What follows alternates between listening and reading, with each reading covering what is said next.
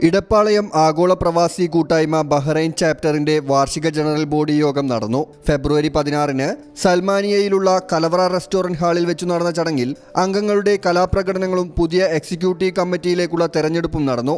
President Faisal ആനോഡിയിൽ സ്വാഗതം പറഞ്ഞ ചടങ്ങിൽ ഇന്ത്യൻ സ്കൂൾ ഭരണസമിതിയിലേക്ക് സ്റ്റാഫ് റെപ്രസെന്റേറ്റീവായി തെരഞ്ഞെടുക്കപ്പെട്ട ഇടപ്പാളയം രക്ഷാധികാരി പാർവതി ദേവദാസിനെ പ്രസിഡന്റ് പൊന്നാടയണിയിച്ച് ആദരിച്ചു.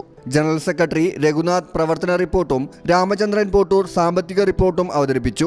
2023-24 കാലയളവിൽ കമ്മിറ്റിക്കുണ്ടായ നേട്ടവും കോട്ടവും ഉൾക്കൊള്ളിച്ചുകൊണ്ടായിരുന്നു റിപ്പോർട്ട്.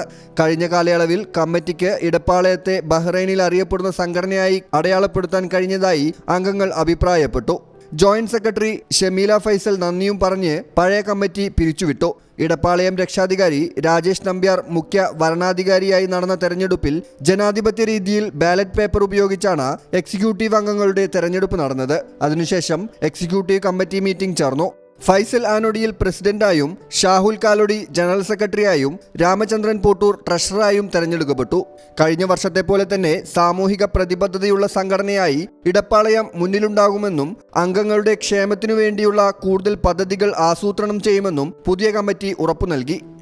ന്യൂസ് ഡെസ്ക് ഈ ചാനൽ. നിങ്ങളുടെ വിവാഹാഘോഷങ്ങളെ ബജറ്റിലൊതുക്കാൻ ചാസിയ സിൽക്സ് നിങ്ങൾക്കായി ഒരുക്കിയിരിക്കുന്നു Mangal wedding fest.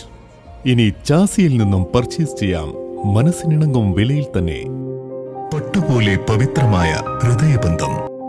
Chasia silks Valanchery.